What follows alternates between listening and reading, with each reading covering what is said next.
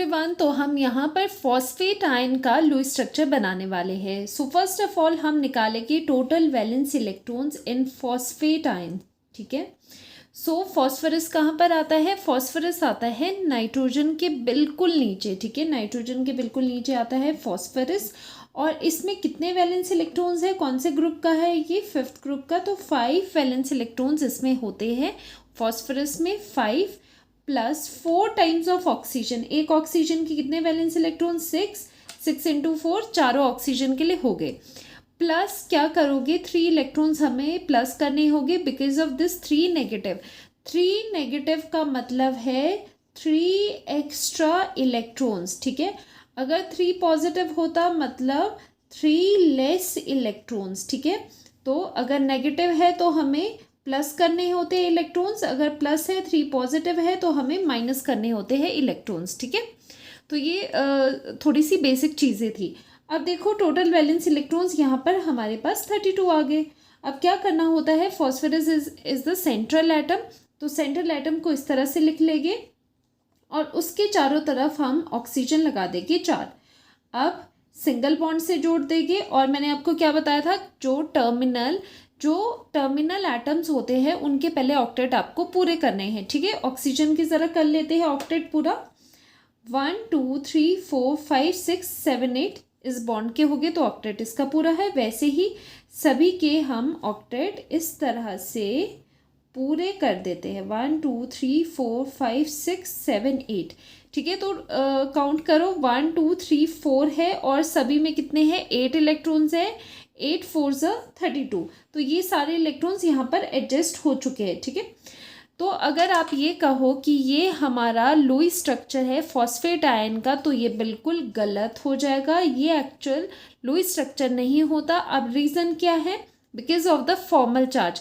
अगर formal charge आप निकालो, फॉर्मल चार्ज कैसे निकालते हैं? फॉर्मल चार्ज के लिए वैलेंस इलेक्ट्रॉन्स में से माइनस करते हैं नंबर ऑफ डॉट्स को और नंबर ऑफ बॉन्ड्स को। ठीक है, इस तरह से निकालते थे।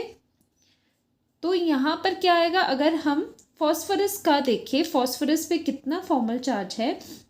वैलेंस इलेक्ट्रॉन्स 5 होते हैं, माइनस कितने डॉट्स है? कोई भी यहाँ पर लोन पेयर नहीं दिखाई दे रहा, 0। कितने बॉन्ड्स है? 1 2 3 एंड 4। तो यहाँ पर आ जाता है +1।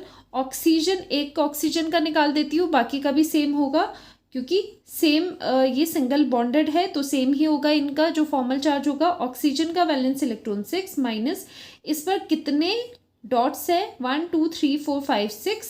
इसमें 6 इलेक्ट्रॉन्स है, लोन इलेक्ट्रॉन्स है, तो 6 माइनस बॉन्ड कितने बना रहा है ये ऑक्सीजन? ओनली 1। 6 से 6 क्या इक्वल्स टू -1। तो इसी तरह से सब में कितना आ जाएगा? इस पे आ जाता है, फॉस्फोरस पे है +1 फॉर्मल चार्ज और इन पे -1 -1 एंड -1। अब आप देखोगे सभी एटम्स पे कुछ ना कुछ एक चार्ज है जिसकी वजह से ये पूरा स्ट्रक्चर हमारा एक्सेप्टेड लुईस स्ट्रक्चर नहीं है, क्योंकि ये है अनस्टेबल। ये अनस्टेबल होता है जिसकी वजह से ये रिजेक्ट हो गया। क्योंकि देखो हर एक एटम के ऊपर कोई ना कोई चार्ज है। फॉस्फोरस के ऊपर +1 चार्ज है और बाकी ऑक्सीजन्स के ऊपर -1 चार्ज है। तो क्या होता है, जो भी आपका आयन है वो इस तरह से होना चाहिए सो दैट जो फॉर्मल चार्ज है वो कम से कम हो पाए। ठीक है, अब ये कैसे पॉसिबल होगा? क्योंकि 3 नेगेटिव तो ओवरऑल आपको चाहिए ही, लेकिन प्लस आपको ये भी चाहिए कि रिडक्शन ऑफ फॉर्मल चार्ज हो। तो मैंने क्या बताया था? जब भी आपको फॉर्मल चार्ज को मिनिमाइज करना होता है तो हम किस चीज़ का सहारा लेते हैं? We take help of multiple bonds. हम बनाते हैं मल्टीपल बॉन्ड्स। ठीक है, हम मल्टीपल बॉन्ड्स बना के क्या करते हैं? फॉर्मल चार्ज को रिड्यूस करवाते हैं। तो इसी चीज़ को हम यहाँ पर रिपीट करेंगे। ठीक है, यहाँ पर ज़रा हम इससे रिपीट कर लेते हैं।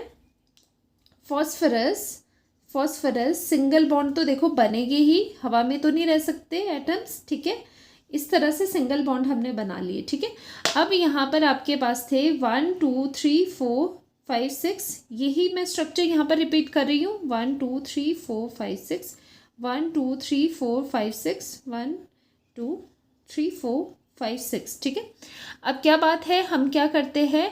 हम यहाँ पर मल्टीपल बॉन्ड बना लेते हैं किसी एक ऑक्सीजन। आप इसके साथ भी कर सकते हो, इसके साथ भी कर सकते हो, इसके साथ भी कर सकते हो, एक ही बात है। हम ये दो जो इलेक्ट्रॉन्स है, एक लोन पेयर है, इसको हटा के हम यहाँ पर बॉन्ड बना देते हैं, क्योंकि एक बॉन्ड का मतलब होता है दो इलेक्ट्रॉन। अब ये जो दो इलेक्ट्रॉन यहाँ थे वो बॉन्ड की फॉर्म में यहाँ पर प्रेजेंट है। अब देखो इसका ऑक्टेट तो 1 2 3 4 5 6 7 8, फिर भी इसका ऑक्टेट कंप्लीट है, तो ऑक्टेट कंप्लीट है सभी के, उसमें कोई दिक्कत नहीं है। अब क्या हुआ ये ध्यान से देखो, ये मल्टीपल बॉन्ड बनाने से फॉर्मल चार्ज क्या हो गया, फॉर्मल चार्ज रिड्यूस हो गया। किस तरह से, फॉस्फोरस पे ही देख लो, फॉस्फोरस पे कितना आएगा 5 माइनस डॉट्स तो इसमें है ही नहीं, 0, और कितने बॉन्ड्स बन रहे हैं 1 2 3 4 5, इसके अराउंड 5 बॉन्ड्स बन रहे हैं, तो यहाँ पर आ जाएगा -5, तो ये आ जाता है 0। अब इस पे फॉस्फोरस पे जो फॉर्मल चार्ज है वो 0 हो गया, पहले कितना था +1 है, तो देखो यहाँ पर हमने क्या किया, रिड्यूस किया इसको, ठीक है। और इस ऑक्सीजन पे भी क्या हो रहा है, फॉर्मल चार्ज कम हो रहा है। कैसे, ऑक्सीजन राइट साइड वाले का कितना है 6 माइनस कितने डॉट्स है इसमें 4 डॉट्स है, -2 बॉन्ड्स ये बना रहा है, तो इस पे भी फॉर्मल चार्ज कितना आ रहा है, इस पे फॉर्मल चार्ज 0 है, इस पे 0 है, और बाकी पे -1 और -1 है, ठीक है। जो 3 नेगेटिव हमें टोटल 3 नेगेटिव चाहिए वो भी पूरे हो रहे हैं इन 3 नेगेटिव से, और हमारा जो फॉर्मल चार्ज है वो रिड्यूस हो रहा है क्योंकि 2 एटम्स पे 0 चार्ज आ रहा है, ठीक है। तो इसीलिए अगर कंपेयर करोगे तो यहाँ पर फॉर्मल चार्ज क्या है, रिड्यूस हो रहा है, जिससे स्टेबिलिटी बढ़ रही है। So this is our accepted Lewis structure. तो लुईस स्ट्रक्चर जब भी आपको बनाना है कैसे बनाओगे, ये पूरा स्ट्रक्चर बना देना, यहाँ पर बना देती हूँ मैं दोबारा, डबल बॉन्ड हो, सिंगल बॉन्ड ऐसे करके बनाओगे, ठीक है। और जब भी लुईस स्ट्रक्चर बनाते हैं आपको लोन पेयर्स हमेशा मेंशन करने होते हैं, क्योंकि वही उसका पॉइंट है। लुईस स्ट्रक्चर हमें इलेक्ट्रॉन्स की नॉलेज देता है कि कहाँ पर कितने इलेक्ट्रॉन्स किस फॉर्म में प्रेजेंट है, ठीक है। ये सब बना के फिर क्या करना है, पूरा आपको इस तरह से स्क्वायर ब्रैकेट लगाना है, और इस पे स्क्वायर ब्रैकेट लगा के आपने इसके बाहर लिखना है 3 नेगेटिव। इसका मतलब हो जाता है 3 नेगेटिव पूरे पे ओवरऑल चार्ज है। तो फॉस्फेट आयन का क्या लुईस स्ट्रक्चर हो गया, ये वाला, ठीक है। इस तरह से हमें बनाना है फॉस्फेट आयन का लुईस स्ट्रक्चर।